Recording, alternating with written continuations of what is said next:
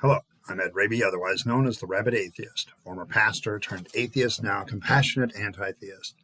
Welcome to my channel. Feel free to like or dislike the video as you see fit.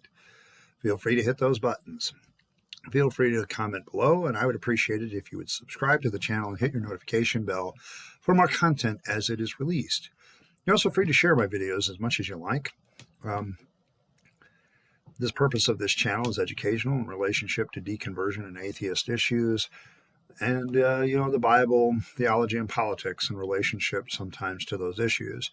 Trying to put my knowledge as a former minister and somebody with a political science degree to work, and particularly when it involves religion and politics. Sometimes that's a pretty good subject to talk about from time to time.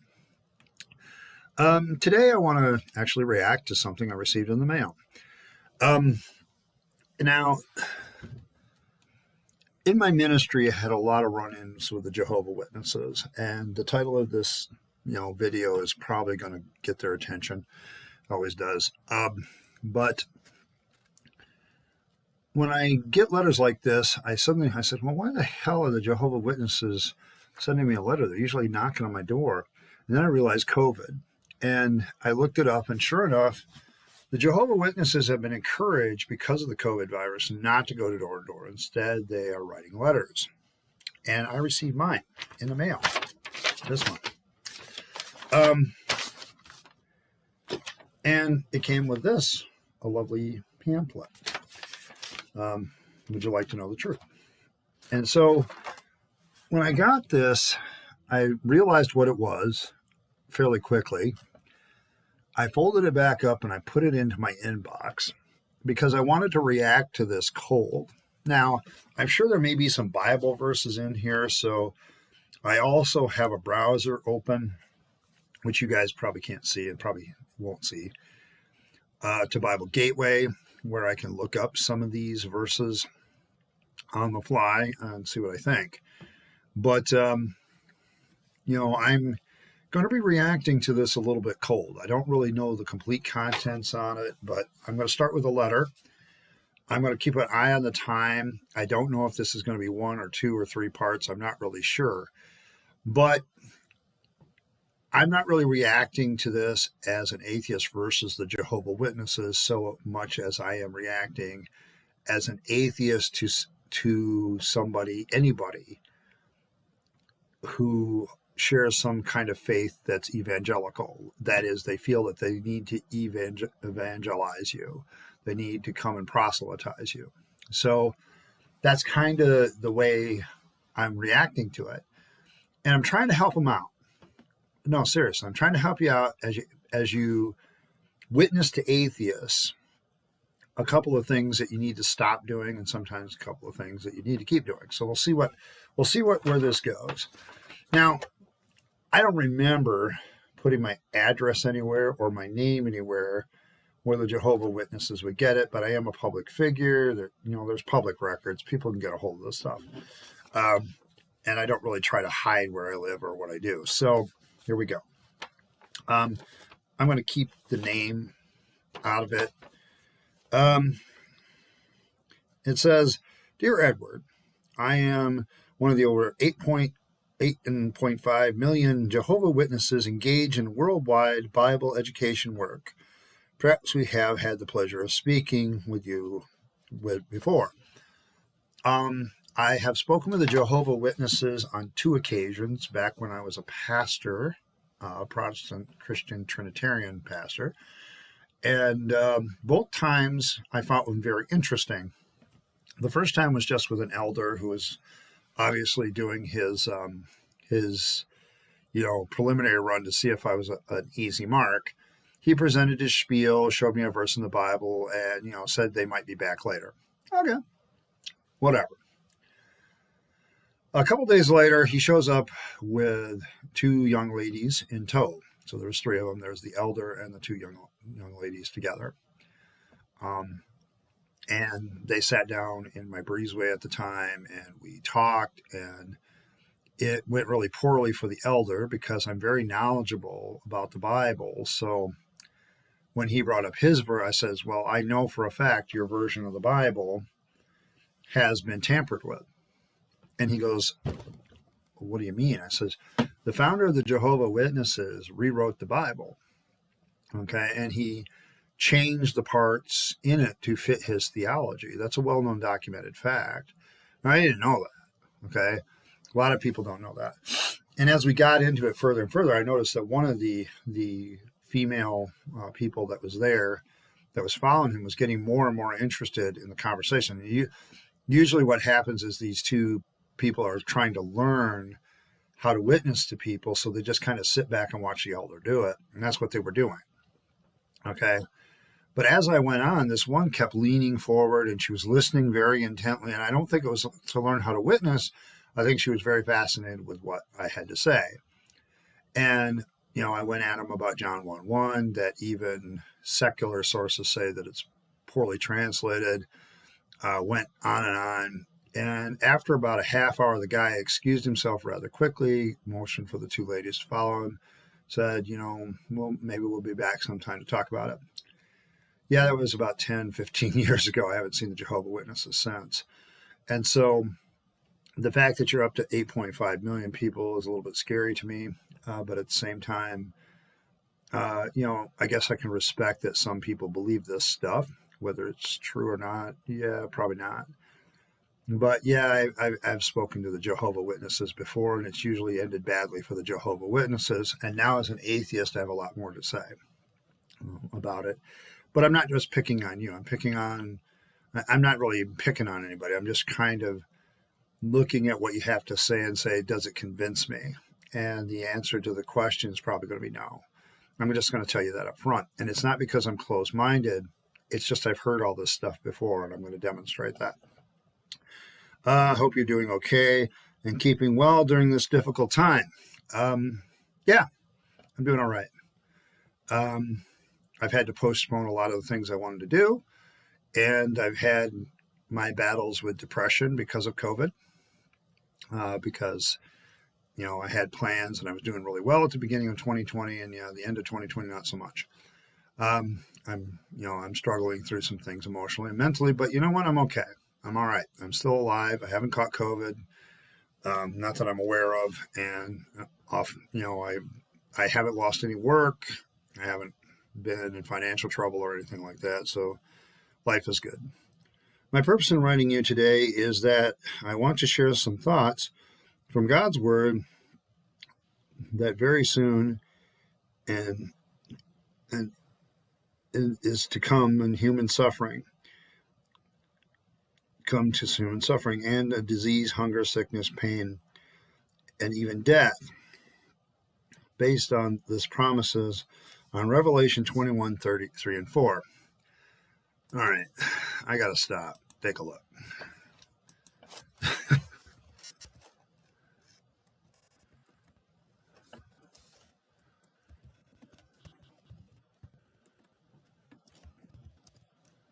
(21:3). Well, let's just do the whole chapter, and that way I can see the context. All right, here's the promise. And I heard a loud voice from the throne saying, behold, the tabernacle of God is among his people, and he will dwell with them, and they shall be his people, and God himself will be among them, and he will wipe every tear from their eyes, and he will no longer be any death, and will no longer be any mourning or crying or pain, for the first things have passed away. I'm going to tell you something. I think Revelation is one of the most poorly written books ever of ancient antiquity. It is disjointed. It is all over the place. It could be reasonably asserted that whoever wrote it was high on LSD at the time. There's a commandment at the end of it. Whoever authors these words of the prophecy will be condemned. When I did my Greek class and we studied the book of Revelation briefly, what the challenges were in translating the Greek, we've discovered very quickly that commandment, don't alter the word, is the most unfollowed commandment probably of all time. Literally over 50% of the verses in the book of Revelation have been altered, changed, or have textual variants, which means there's alternate readings of the text. And some of them, a good chunk of them, are very significant because Revelation, being a weird book in the first place, those variants make it even fly into even more weirdness. So my point is, as much as I want to address the subject of this thing, I'm having problems getting past the fact that we're talking about Revelation, which I think my lucky whatever, I guess, that I never really preached through the book of Revelation in my entire time in ministry. I was wise enough to avoid it. Because the one thing about Revelation is it is all over the place. It can be interpreted so many different ways. Even this passage has interpreted problems. I'm going to get to some of the theological problems of believing in life after death because of it, and believing in this kind of paradise, wiping every tear away, no longer any death. There will no longer be any mourning, crying, or pain. The first things have passed away. But let's get back to the letter. She's basically saying, this is the promise of God to his people. Okay, and this is an evangelistic take. Okay, wouldn't you like to have every tear? Wouldn't you like all the suffering to end? Wouldn't you like to have it disappear? All right. Can we do that now? No, we have to wait until we get to heaven. Okay, we'll talk about that in a minute. But and notice it says that God's tent will be spread over our mankind. This means God has for accomplished these things in his kingdoms. Notice this thought in Isaiah 9, 6-8. Hey, we're going to bounce around here, folks. Isaiah 9. Let's take a look. Isaiah 9, 6-8. For a child will be born to us, a son will be given to us, and the government will rest on his shoulder, and his name will be called Wonderful Counselor, Mighty God, Eternal Father, Prince of Peace. There will be no end or increase of his government of peace, and the throne of David, on the throne of David and over his kingdom, to establish and uphold it with justice and righteousness from then on forevermore. The zeal of the Lord of armies will accomplish this. Now, here's the problem with this passage. Number one, it's obviously a false prophecy. Not trying to be rude, but at the time that Isaiah made this promise, the throne of David, according to the Bible, a descendant of David was sitting on the throne at the time. Okay? They would have interpreted that line of David would have gone on forever. But the Bible clearly says that it didn't go on, and he lost the kingdom. The kingdom of Judah fell, and the line of David, while not destroyed, was taken off the throne. False prophecy. It is. Okay? This is a passage, of course, that's used at Christmas, called Emmanuel, and that's all this other stuff, Wonderful Counselor, and all this other stuff. It's, the people who walk in darkness, verse 2, will see a great light, those who live. It's this promise to the people of Israel that the darkness will be lifted, and the king, a son of the lineage of David, will do this. It takes a real big leap of interpretive logic to say that this is going to be Jesus Christ. Okay? No. It's just not going to happen. This kingdom is a rulership, a special rulership in the hands of God's Son, Jesus Christ. Also tells us that there will be no end to this peaceful rulership. How different from the chaos and disunity of the world today.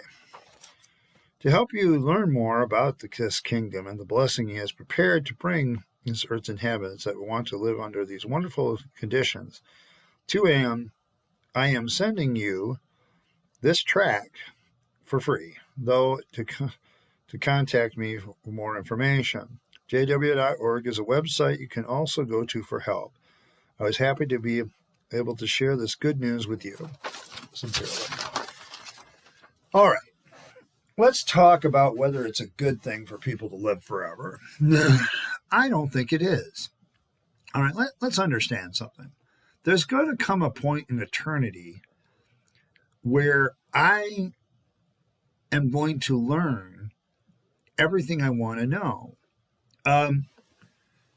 One of my favorite authors deals with this question of eternity late in his life in his science fiction. That's Robert Heinlein. And there's two books I want to reference from Robert Heinlein because they were the books that got me thinking about this issue. And, one of them is Job, A Comedy of Justice. And the other is Time Enough for Love. Now, Time Enough for Love deals with Lazarus Long, who is one of his main characters, who appears several times in various different books. But the big thing about Lazarus Long, and the reason he's important, is he literally lives for thousands of years through scientific advancement. Basically, Robert Heinlein postulated that we could develop science to the point where we could clone our own bodies or have our genetic material preserved. And back then, this was real, high-level science fiction. Today, it's almost scary how close we are actually to doing that. And you could, as your body got old, you could then transfer your brain's spinal cord into a younger version of your physical self and continue to live. Now, what he postulated, though, is that Lazarus Long in the book Time Enough for Love wants to kill himself. And the reason he wants to kill himself is he's like, there's nothing left to experience. I've lived so long and experienced everything there is in life. There's nothing left to experience. And so his friends and family are a little alarmed. They don't want to lose him. So they ask a very powerful computer to say, has Lazarus Long genuinely experienced everything in life? And the computer thought about it for days. I mean, this is like a super computer, even for Robert Heinlein standards, and came back with three answers that Lazarus Long had not done. And every one of them involved some weird thing where he had to become female. That you'd have his body completely transformed into a female. And at the time in the sci-fi timeline, they were fully able to do that. And then, give birth to his own children from his own genetics. I mean, it was like weird stuff like that he hadn't done, experienced. And all of them involved a significant amount of time.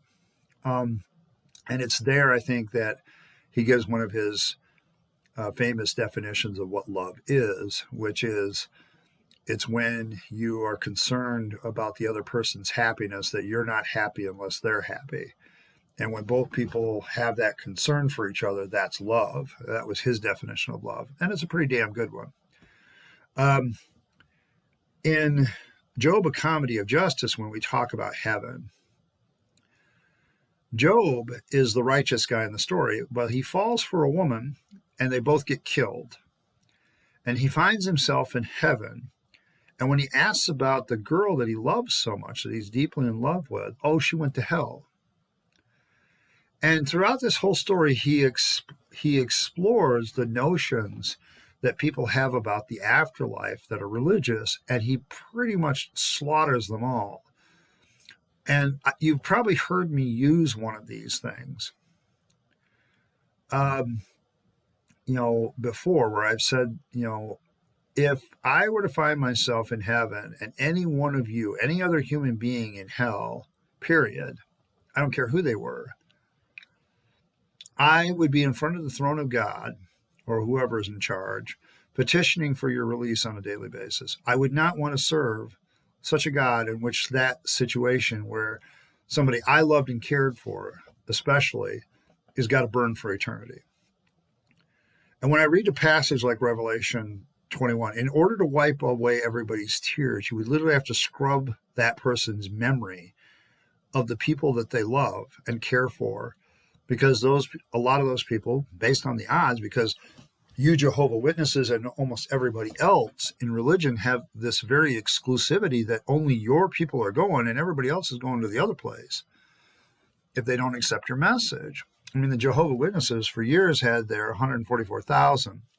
And when they passed 144,000 membership, because you mentioned it, 8.5 million, You know what? They had to add the great cloud of witnesses, that there's going to be these 144,000 really special Jehovah Witnesses, and all the rest of them are just going to be this great cloud of witnesses that also gets to go to heaven. They're just not that important. That's kind of the way, I've read it. But anyway, I would not want to live forever. I have really thought about this now. And one of the things that I've come to deconversion myself from, it is a freaking arrogant thing to think that you're going to live forever, and that that there is this big, huge being out there that's omnipotent, omniscient, can do everything, is all loving, and it is very egotistical that such a God would think about you and you alone, and that because he doesn't want you to die, he's all powerful and all loving, but for some reason just can't forgive everybody so everybody makes it to heaven. That he's literally calls us all his children, but he's literally going to burn some of his children alive forever. If I or anybody else burned their child until they were dead in human existence because they disobeyed them, we would consider that human being a monster. Why does God get a free frickin' pass? I'm not trying to be combative here, but what standard of justice does that crawl out of? That somehow God gets special pleading where he doesn't have to line up with some basic human decency. How is it that I am more decently moral than the God of the Bible? Where I don't want to see people suffer needlessly or stupidly. It's just dumb, okay? I'm not trying to insult your intelligence, and I know what it's like to be caught up in this, okay? That's why I'm a compassionate anti-theist. I am not here to make fun of you, but I want you to really think how crazy this is and how crazy it sounds. And the reason it sounds crazy is it's crazy, okay? It really is bonkers to think that you're so important that God cares about you and only you enough. I remember hearing it when I was a Christian. If you were the only one that needed God's grace, God would have come down and died on that cross for you. What an arrogant, presumptuous statement. The whole thing is predicated about, I'm hearing from God, God cares about me, God's made a way for me to be saved and live forever in eternity. Like you're so damn important that God would do that for you. I'm not trying to be rude, but on this planet today, there will be literally thousands, if not, tens of thousands of people died needlessly for stupid reasons. Don't tell me that there's an eternity where, because they died and they didn't know your truth, they're going to burn forever or be annihilated or whatever, and you get to live forever because you acknowledged some truth. What an arrogant, preposterous notion that you're going to live forever. Okay, I don't get that. And I really thought about this. I don't want to live forever. There's going to come a point that if I suddenly became like Lazarus Long and could live for thousands of years, I too would get to the point where, well, shit, I've experienced everything I want to experience. All the experiences that you have listed for me that I have left, I don't want to do. I don't want to experience those things. At what point do we say we've accomplished all we've accomplished and it's time to fade away and let the next generation do it? I don't have this view. I'm going to tell you, this makes my life a lot more meaningful because the things I still want to experience, I work very hard to get to, and I tread very carefully to make sure that I can get to them. When you have this belief in an afterlife, you're going to be less cautious. It's a well-known, for instance, economic fact, and this is a good example, that when cars originally got seatbelts and it became mandated that people wear seatbelts, accidents went up. Why did that happen? Well, when you make vehicles safer, people tend to drive more recklessly because they think they're safe. And I'm going to tell you, the most reckless people in the world are religious people who think they've got another chance. You don't have a chance. This is it. Now, I'm not saying people shouldn't take risks and have courage and do all that other stuff. What I'm saying is, when you come to a realization this is all you get, it's a little bit more disconcerting, and you go, you know what? If I'm going to make this valuable, I've got to make it valuable for me. I can't wait for an afterlife because such a thing doesn't exist. Okay, so that's just the letter. Let's move on, because this is going to get fun. Where am I at for time? Oh, we're already at 25 minutes. You know what? I'm going to save the pamphlet, and this may take a couple weeks, but this is part one where I just read the letter and dealt with one of my pet peeve issues now of living forever in perfect paradise. One, I don't think perfect paradise is ever going to be possible because everybody has different ambitions, goals, and dreams. Just not going to happen. Utopia is not possible because we're all different. But the real issue here is, why do you want to live together, and what makes you arrogantly presume that you deserve such a thing? I don't care about well, I don't deserve it, it's grace. That's irrelevant. You still think you deserve God's grace. You still think that there's something provided to you and you specifically so that you get to avoid death. I can't think of anything more arrogant than that, more prideful. I'm humbled by the fact that I only have one life to live. And it makes me think about it a lot more, and it makes me focus it on a lot more, and it makes me be a little bit more compassionate and be a little bit more caring. And when I have those moments to enjoy my grandkids or my kids, I enjoy them. I also sometimes want to get up and get away because it's a little chaotic for me. I've raised my 3 children, I'm done. But, it's like I enjoy those moments because I know this is it. And I know that people like you who write letters and do this sort of thing mean well, and I'm going to emphasize that. But you're presenting to me a fantasy that doesn't really exist, and that's not really going to help anybody.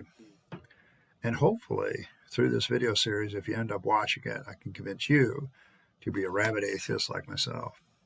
In the meantime, this is Rabyd, also known the Rabid Atheist, ending part 1 of my dealing with a Jehovah Witness letter, and maybe we'll see part 2 next week. But thank you for stopping by, and I appreciate it. And this is Rabyd, also known as the Rabid Atheist, signing off and wishing you a good day.